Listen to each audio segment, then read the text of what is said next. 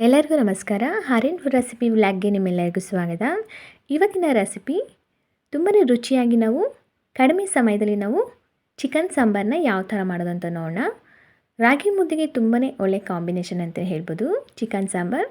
ಇದನ್ನು ಸಿಂಪಲಾಗಿ ನಾವು ತುಂಬಾ ರುಚಿಯಾಗಿ ನಾವು ಮಾಡ್ಕೋಬೋದು.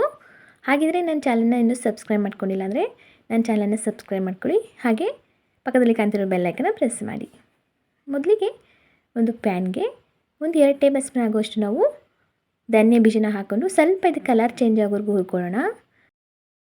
ಇವಾಗ ನೋಡಿ ಚಕ್ಕೆ, ಲವಂಗ, ಏಲಕ್ಕಿ, ಮರಾಠಿ ಮೂಗು, ಪೆಪ್ಪರ್ ಇಷ್ಟನ್ನು ಹಾಕ್ಕೊಂಡು ನಾವು ಸ್ವಲ್ಪ ಫ್ರೈ ಮಾಡ್ಕೊಳ್ಳೋಣ. ಒಂದು 2 ನಿಮಿಷ ಇದನ್ನು ಫ್ರೈ ಮಾಡ್ಕೊಂಡ್ರೆ ಅಷ್ಟೇ ಸಾಕು. ಇವಾಗ ಇದನ್ನು ಸಪ್ರೇಟು ಎತ್ತಿಟ್ಕೊಳ್ಳೋಣ. ಅದು ಸ್ವಲ್ಪ ತಣ್ಣಗಾಗಬೇಕು. ಅಷ್ಟರೊಳಗೆ ನಾವು ಇನ್ನೊಂದು ಮಸಾಲೆನ ರುಬ್ಕೋಬೇಡ. ಒಂದು 3 ಕಟ್ ಮಾಡಿರ್ತಕ್ಕಂಥ ಈರುಳ್ಳಿ, ಹಾಗೆ ಒಂದು 2 ಟೊಮೊಟೊ, ಹಾಗೆ ಒಂದು 2 ಗೆಡ್ಡೆ ಬೆಳ್ಳುಳ್ಳಿ, ಹಾಗೆ ಒಂದು 2 ಟೇಬಲ್ ಸ್ಪೂನ್ ಆಗೋಷ್ಟು ಶುಂಠಿ, ಹಾಗೆ ಒಂದು ಸ್ವಲ್ಪ ಕೊತ್ತಂಬರಿ, ಒಂದು ಸ್ವಲ್ಪ ನೀರು ಇಷ್ಟನ್ನು ಹಾಕ್ಕೊಂಡು ನಾವು ಚೆನ್ನಾಗಿ ಇದನ್ನ ಗ್ರೈಂಡ್ ಮಾಡ್ಕೊಳ್ಳೋಣ. ಇವಾಗ ಇದು ರೆಡಿಯಾಗಿದೆ. ಇವಾಗ ನೆಕ್ಸ್ಟ್ ನಾವು ಇನ್ನೊಂದು ಜಾರ್ಗೆ ಇದು ತಣ್ಣಗಾದ್ಮೇಲೆ ನೋಡಿ ಇದನ್ನು ಸಹ ನಾವು ಪೌಡರ್ ಮಾಡ್ಕೋಬೇಕು. ಇವಾಗ ಇದು ಪೌಡರ್ ರೆಡಿಯಾಗಿದೆ.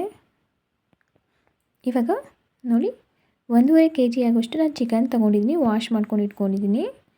ಇವಾಗ ಒಂದು ಕುಕ್ಕರ್ಗೆ 1 ಕಪ್ ಆಗೋಷ್ಟು ಎಣ್ಣೆ ಹಾಕ್ಕೊಂಡಿದ್ದೀನಿ. ಇದಕ್ಕೆ ಒಂದು 2 ಈರುಳ್ಳಿನ ಕಟ್ ಮಾಡಿ ಹಾಕ್ಕೊಂಡಿದ್ದೀನಿ. ಇದನ್ನು ಸ್ವಲ್ಪ ಎಣ್ಣೆಯಲ್ಲಿ ಫ್ರೈ ಮಾಡ್ಕೊಳ್ಳೋಣ. ಇದು ನೋಡಿ ಚೆನ್ನಾಗಿ ಫ್ರೈ ಆದಮೇಲೆ ಇವಾಗ ನಾವು ಚಿಕನ್ನ ಇದಕ್ಕೆ ಹಾಕ್ಕೊಳ್ಳೋಣ. ಚಿಕನ್ನ ಹಾಕ್ಕೊಂಡು ಸ್ವಲ್ಪ ನಾವು ಈ ಎಣ್ಣೆಯಲ್ಲಿ ಒಂದು 5 ನಿಮಿಷಗಳ ಕಾಲ ನಾವು ಎಣ್ಣೆಯಲ್ಲಿ ಇದನ್ನು ಫ್ರೈ ಮಾಡ್ಕೊಳ್ಳೋಣ.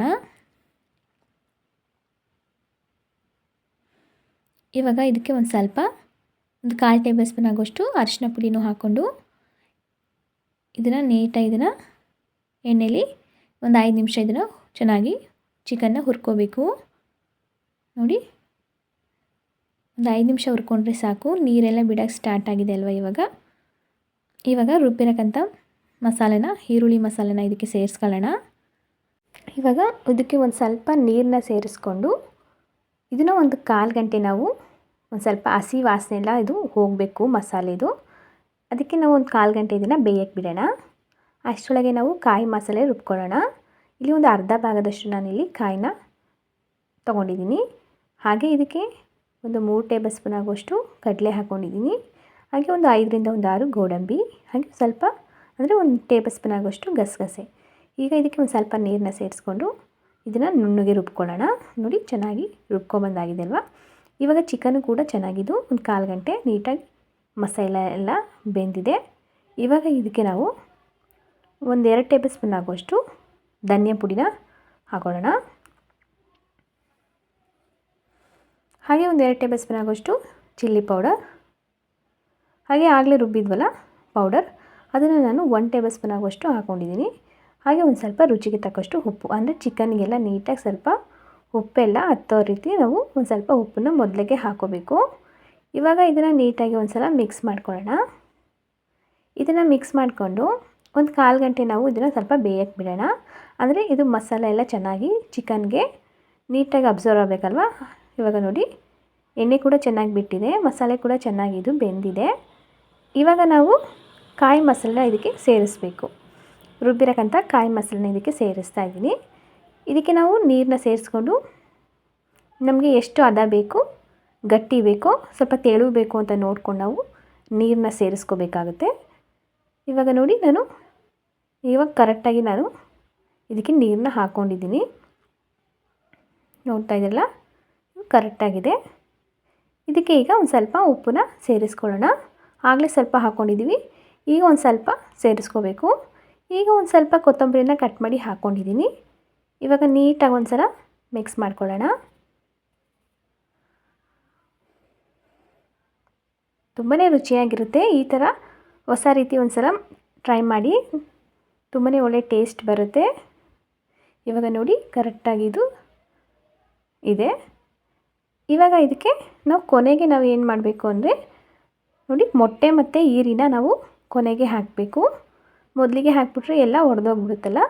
ಈಗ ಕೊನೆಗೆ ಹಾಕಿ ಒಂದು ಸ್ವಲ್ಪ ಇದನ್ನು ನೋಡಿ ಈ ಥರ ಮಿಕ್ಸ್ ಮಾಡಿಕೊಂಡ್ರೆ ಸಾಕು. ಇವಾಗ ಇದು ಕುಕ್ಕರ್ ಮುಚ್ಚಳನ ನಾವು ಇದಕ್ಕೆ ಹಾಕಿ ವಿಷಲ್ ಹಾಕ್ಕೊಳ್ಳೋಣ. ಒಂದು 4-5 ವಿಷಲ್ ಕೂಗಿಸಿದ್ರೆ ಸಾಕು, ತುಂಬ ಚೆನ್ನಾಗಿ ಬೆಂದಿರುತ್ತೆ. ಇವಾಗ ನೋಡಿ ಆಗಿದೆ, ನೋಡ್ತಾ ಇದ್ದೀರಾ ಫ್ರೆಂಡ್ಸ್, ತುಂಬಾ ಚೆನ್ನಾಗಿ ಚಿಕನ್ ಸಾಂಬಾರು ರೆಡಿಯಾಗಿದೆ. ನೋಡ್ತಾ ಇದ್ದೀರಾ ತುಂಬಾ ಚೆನ್ನಾಗಾಗಿದೆ, ಎಣ್ಣೆಲ್ಲ ಬಿಟ್ಟು ತುಂಬಾ ಟೇಸ್ಟಿಯಾಗಿರುತ್ತೆ. ಹೊಸ ರೀತಿ ಇದು, ನಿಮ್ಮನೇಲೂ ಅಷ್ಟೇ ಇದೇ ಥರ ಒಂದ್ಸರಿ ಮಾಡಿ. ಹಾಗೆ ರಾಗಿ ಮುದ್ದೆಗಂತೂ ತುಂಬಾ ಒಳ್ಳೆ ಕಾಂಬಿನೇಷನ್ ಅಂತಲೇ ಹೇಳ್ಬೋದು, ಬೇಗನೆ ಆಗಿಬಿಡುತ್ತೆ. ಆ ಮಸಾಲೆ ಪೌಡರ್ನ ತೋರಿಸಿದ್ನಲ್ಲ ಮೊದಲಿಗೆ, ಹುರ್ಕೊಂಡು ಮಾಡಿರೋಕ್ಕಂಥ ಮಸಾಲೆ ಪೌಡರ್ನ ನಾವು ಚಿಕನ್ ಸಾಂಬಾರಿಗೆ, ಹಾಗೆ ಬಿರಿಯಾನಿಗೆ, ಹಾಗೆ ಫ್ರೈಗೆ ಎಲ್ಲದಕ್ಕೂ ಕೂಡ ಅದನ್ನು ಬಳಸ್ಬೋದು. ಇವಾಗ ನೋಡಿ ರಾಗಿ ಮುದ್ದೆ ಹಾಗೆ ಚಿಕನ್ ಸಾಂಬಾರು ತುಂಬಾ ಒಳ್ಳೆ ಕಾಂಬಿನೇಷನ್ ಅಂತಲೇ ಹೇಳ್ಬೋದು. ಈ ರೆಸಿಪಿ ನಿಮಗೆ ಇಷ್ಟ ಆಗಿದರೆ ನನ್ನ ಚಾನಲ್ನ ಸಬ್ಸ್ಕ್ರೈಬ್ ಮಾಡ್ಕೊಂಡಿಲ್ಲ ಅಂದರೆ ಸಬ್ಸ್ಕ್ರೈಬ್ ಮಾಡ್ಕೊಳ್ಳಿ. ಹಾಗೆ ಲೈಕ್, ಶೇರ್, ಕಮೆಂಟು ಮಾಡಿ.